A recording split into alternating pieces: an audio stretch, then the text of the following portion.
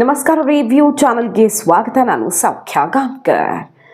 ದಲಿತರಿಗೆ ಮಹಾ ಅನ್ಯಾಯ ಮಾಡ್ತಾ ಕರ್ನಾಟಕ ರಾಜ್ಯ ಸರ್ಕಾರ ಸಿದ್ದರಾಮಯ್ಯನವರು ದಲಿತರ ಹಿಂದುಳಿದವರ ಚಾಂಪಿಯನ್ ಅಂತ ಕರೆಸ್ಕೊಳ್ತಿದ್ದಾರೆ. ಈಗ ಬೇರೆ ಒಳ ಮೀಸಲಾತಿ ಅನ್ನುವಂಥ ಕಗ್ಗಂಟನ್ನು ಬಿಡಿಸಿ 3 ಗುಂಪುಗಳನ್ನಾಗಿ ಮಾಡಿ ದಲಿತ ಎಡಗೈ ಬಲಗೈ ಎಲ್ಲ ಸಮಾಧಾನ ಮಾಡಿ ನಿಜಕ್ಕೂ ಒಂದು ದೊಡ್ಡ ಹೆಜ್ಜೆ ಇಟ್ಟರು ಅಂತ ಸಚಿವರುಗಳೆಲ್ಲ, ಆ ಸಮುದಾಯಕ್ಕೆ ಸೇರಿದ ಸಚಿವರೆಲ್ಲ ಸಿಹಿ ತಿನಿಸಿ ಸಂಭ್ರಮಿಸ್ತಿರೋ ಹೊತ್ತಲ್ಲಿ ನೋಡಿ ಈ ಅಂಶ ಆಘಾತಕಾರಿಯಾಗಿದೆ. ಮತ್ತು ಈಗ BJP ತೀವ್ರ ತರಾಟೆಗೆ ತಗೊಂಡಿರೋದು ಸದನದಲ್ಲಿ ಸರ್ಕಾರದ ವಿರುದ್ಧ ವಿತ್ ನಂಬರ್ ಮುಗಿಬೀಳುವ ಮೂಲಕ.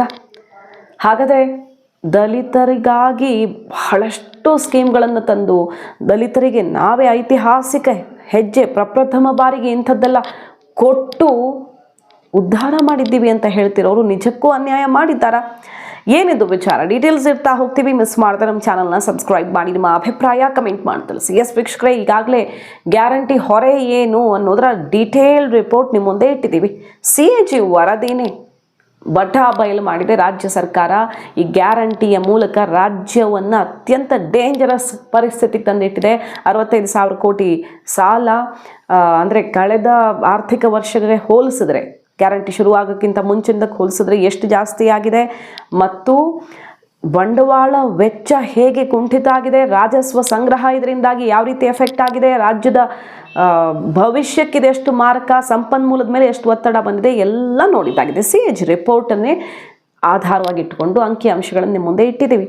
ಈಗ ನೋಡಿ, ಸೆಷನ್ನಲ್ಲಿ ಇವತ್ತು ಜೋರು ಕೋಲಾಹಲಕ್ಕೆ ಕಾರಣ ಆಗಿದ್ದು BJP ಅವರೆಲ್ಲ ಶಾಸಕರೆಲ್ಲ ಸೇರ್ಕೊಂಡು ಮುಗಿಬಿದ್ದಿದ್ದಾರೆ.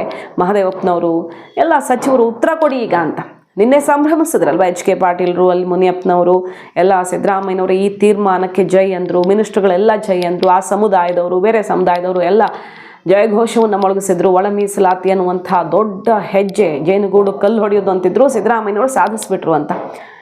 ಸರಿ, ನೀವು ಅದಕ್ಕೆ ಸಿಹಿ ಹಂಚ್ತೀರಲ್ವಾ, ದೊಡ್ಡ ಕೊಡುಗೆ ಕೊಡ್ತಿದ್ದಾರೆ ಅಂತ. ಆದರೆ ದಲಿತರ ಇಡೀ ಸಮುದಾಯಕ್ಕೆ ಮೀಸಲಿಟ್ಟ ಸಾವಿರ ಕೋಟಿ ಡೈವರ್ಟ್ ಆದರೆ ಅದು ದೊಡ್ಡ ಅನ್ಯಾಯ ಅಲ್ವಾ? ಆ ಸಮುದಾಯಕ್ಕೆ ಬೋರ್ವೆಲ್ಗೋ, ಬಾವಿಗೋ, ಸ್ಕಾಲರ್ಶಿಪ್ಗೋ, ಬೇರೆ ಬೇರೆ ಉದ್ಧಾರಕ್ಕೆ, ಕಲ್ಯಾಣಕ್ಕೆ, ಅವರ ಜೀವನವನ್ನು ಬದಲಿಸೋ ಸ್ಕೀಮ್ಗಳಿಗೆ ಮೀಸಲಿಟ್ಟು ಬೇರೆ ಯಾವ ರಾಜ್ಯದಲ್ಲೂ ತಂದೇ ಇಲ್ಲ ಈ ಸ್ಕೀಮ್ಗಳನ್ನು, ನಾವೇ ತಂದಿದ್ದೀವಿ ಅಂತ ಸಿದ್ದರಾಮಯ್ಯನವರು ಈ ಪ್ರಶ್ನೆ ಮಾಡಿದಾಗೆಲ್ಲ ಹೇಳ್ತಾರಲ್ವ. SCP ಮತ್ತು TSP ಹಣ ತಿಂದಿದ್ದೀರಾ ಅಂತ ಅಟ್ಯಾಕ್ ಮಾಡಿದಾಗೆಲ್ಲ, ತಿಂದಿದ್ದಾರೆ ಅಂದರೆ ಅವರೇ ತಿಂದಿದ್ದಾರೆ ಅಂತಲ್ಲ, ಡೈವರ್ಟ್ ಆಗಿದೆ, ಸೊ ಅದು ಆ ಅಭಿವೃದ್ಧಿಗೆ ಸಿಗ್ತಿಲ್ಲ ಅಂತಲ್ವ. ಆ ಪ್ರಶ್ನೆ ಕೇಳಿದಾಗ ಏನಂತಾರೆ ಸಿದ್ದರಾಮಯ್ಯನವರು, BJP ಅವರು ಬೇರೆ ಕಡೆ ಇದನ್ನು ತರೋಕೆ ಹೇಳಲಿ, ಫಸ್ಟ್ ಅದನ್ನು ತರಲಿ, ನಾವು ತಂದಿದ್ದೀವಿ ಐತಿಹಾಸಿಕ ಸ್ಕೀಮು ಅಂತ ಹೇಳ್ಕೊಳ್ತಾರಲ್ಲ, ಅದರ ದುಡ್ಡನ್ನು ಗ್ಯಾರಂಟಿಗೆ ಡೈವರ್ಟ್ ಮಾಡಿದ್ದು ಕಳೆದ ವರ್ಷನೂ ಸುದ್ದಿ ಆಗಿತ್ತು. ಈಗ ಮತ್ತೆ ಯಾಕೆ ಮಾಡಿದ್ರಿ? ಒಂದು ಸಲ ಏನೋ ಎಮರ್ಜೆನ್ಸಿ ಮಾಡಿದ್ರಿ, ನೆಕ್ಸ್ಟ್ ಮಾಡಲ್ಲ, ತಪ್ಪು ತಿದ್ಕೊಳ್ತೀರಿ ಅಂದರೆ ಮತ್ತೆ ಯಾಕೆ ಮಾಡಿದ್ರಿ ಅಂತ ಈಗ BJP ಆಡಳಿತ ಪಕ್ಷದ ವಿರುದ್ಧ ಮುಗಿಬಿದ್ದಿದೆ.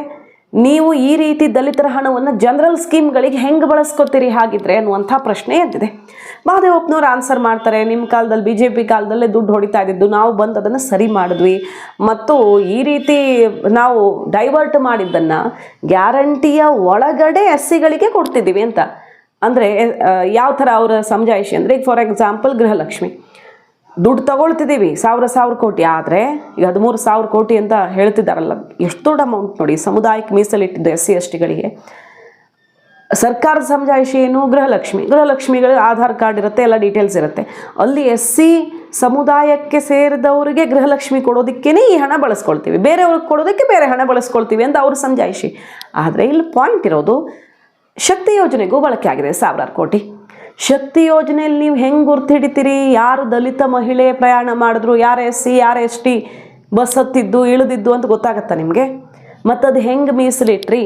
ಸೊ ಏನೋ ಸಮಜಾಯಿಷಿ ಕೊಡಬೇಕು ಅಂತ ಕೊಡ್ತಿದ್ದೀರಿ, ಆದರೆ ಗ್ಯಾರಂಟಿ ಹೊರೆಯನ್ನು ನಿಭಾಯಿಸೋದಕ್ಕಾಗದೆ SC ST ಅಭಿವೃದ್ಧಿಗೆ ಇಟ್ಟಂಥ ಹಣವನ್ನು ಇಷ್ಟು ದೊಡ್ಡ ಪ್ರಮಾಣದಲ್ಲಿ, ಏನೋ 100-200 ಕೋಟಿ ಅಲ್ಲ, 1,000 ಕೋಟಿನೂ ಅಲ್ಲ, 10,000 15,000 ಕೋಟಿ ತನಕ ನೀವು ಅದನ್ನು ಇಲ್ಲಿ ಡೈವರ್ಟ್ ಮಾಡಿಕೊಡ್ತೀರಾ ಅಂದರೆ ನೀವು ಮತ್ತೆ ಬೇರೆ ಎಲ್ಲೂ ಥರದ ಯೋಜನೆ ಇಲ್ಲಿ ತಂದೆ ಅಂತ ಹೇಳ್ಕೊಳ್ಳೋದಕ್ಕೆ ಅವಕಾಶ ಇಲ್ವಲ್ಲ. ಸರ್ಕಾರ ಬಹಳ ಸ್ಪಷ್ಟವಾಗಿ 24-25ನೇ ಸಾಲಿನ ಗ್ಯಾರಂಟಿ ಯೋಜನೆಗಳಿಗೆ 13,500 ಕೋಟಿ ರೂಪಾಯಿಯನ್ನ ಗ್ಯಾರಂಟಿ ಯೋಜನೆಗಳಿಗೆ SCP TSP ಹಣವನ್ನು ಬಳಸ್ಕೊಂಡಿದೆ ಅಂತೇಳಿ ಇವರೇ ರೈಟಿಂಗಲ್ಲಿ ಆನ್ಸರ್ ಮಾಡಿದ್ದಾರೆ. ಅವರು ಒಂದು ಕಡೆ ಹೇಳ್ತಾರೆ, ಈ ಕಾಯ್ದೆ ಬಹಳ ಐತಿಹಾಸಿಕವಾದಂಥ ಕಾಯ್ದೆ, ರಾಜ್ಯದಲ್ಲಿ ಬಂದಿದೆ, ದೇಶದಲ್ಲಿ ಎಲ್ಲೂ ಬಂದಿಲ್ಲ ಅಂತ.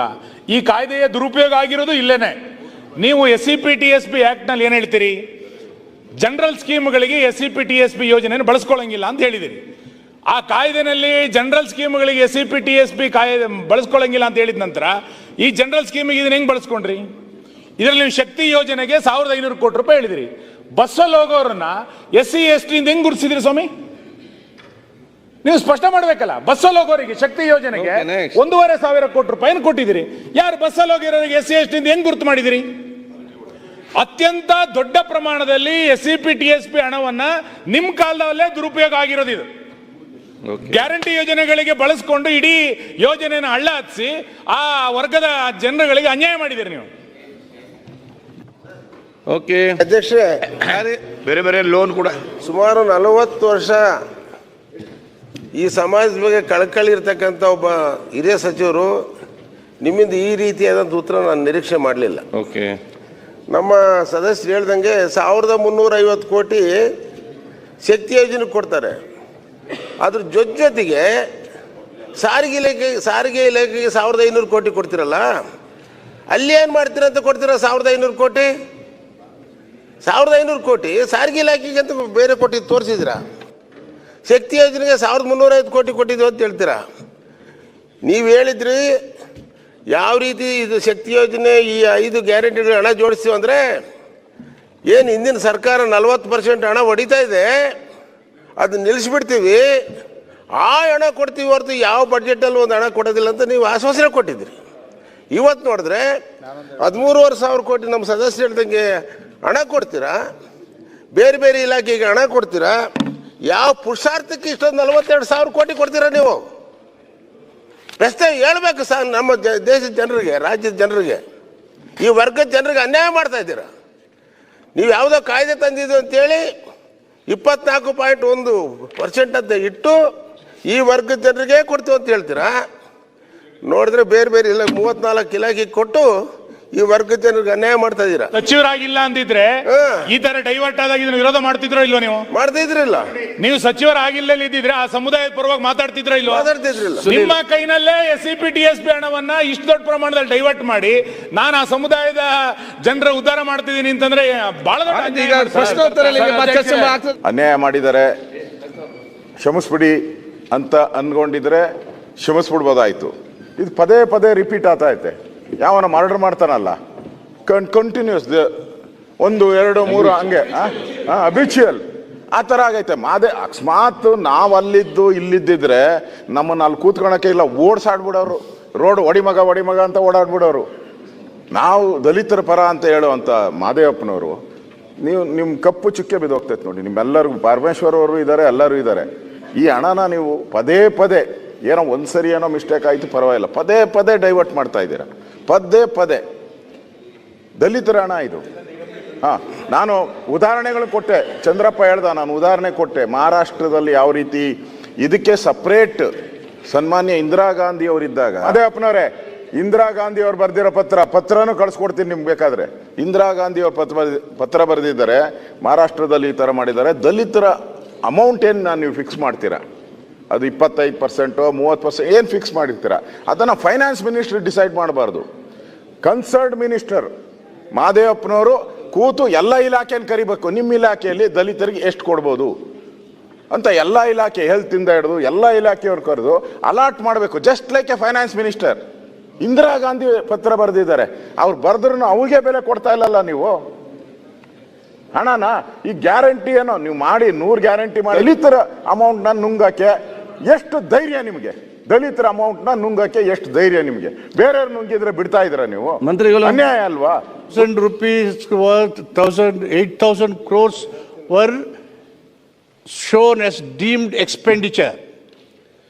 ನಾವು ಬಂದ್ಮೇಲೆ ಇದನ್ನೆಲ್ಲ ಅಧ್ಯಯನ ಮಾಡಿ ಇದು ಹೇಳಿದ ಮೇಲೆ we removed 7D from the act. So ಹೀಗಾಗಿ ಈ ಕಾಯ್ದೆಯನ್ನು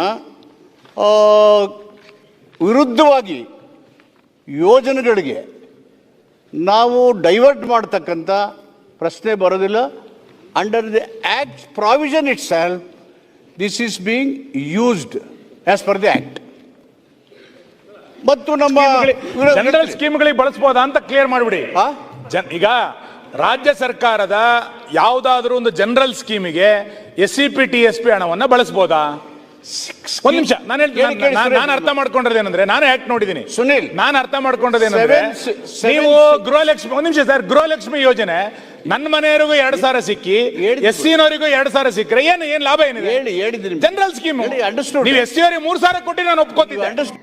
ತಂದು ನೀವು ಇನ್ನೇನಕ್ಕೂ ಅದನ್ನು ಡೈವರ್ಟ್ ಮಾಡಿಬಿಟ್ರೆ, ಈಗ ಜನರಲ್ ತಾನೇ ವ್ಯತ್ಯಾಸ ತೋರಿಸ್ತೀರಿ, ಇಂಥ ಸಮುದಾಯಕ್ಕೆ ಸೇರಿದವ್ರಿಗೇ ಕೊಟ್ಟಿದ್ದೀವಿ ನಾವು ಅಂತ. ಬೇರೆ ಯೋಜನೆ ಅಟ್ಲೀಸ್ಟ್ ಬಾಯಿ ಮಾತಾಗಿ ಹೇಳ್ಬಹುದು. ಸೊ ಈಗ BJP ಆಕ್ರೋಶ ಹೊರಹಾಕಿದೆ. ಈ ರೀತಿ ಜನರ ಕಣ್ಣಿಗೆ ಮಣ್ಣೆರಚೋ ಪ್ರಯತ್ನ ಮಾಡಬೇಡಿ. ಜನರಲ್ ಸ್ಕೀಮ್ಗೆ ದಲಿತರ ದುಡ್ಡನ್ನು ಹೆಂಗೆ ತಗೊಂಡ್ರಿ? ದಲಿತರ ದುಡ್ಡನ್ನು ನೀವು ಈ ರೀತಿಯಲ್ಲಿ ಮಿಸ್ಯೂಸ್ ಮಾಡ್ಕೊಳ್ಳೋಕೆ ಹೆಂಗಾಗತ್ತೆ ಅಂತ ಅಟ್ಯಾಕ್ ಮಾಡ್ತಿದ್ದಾರೆ.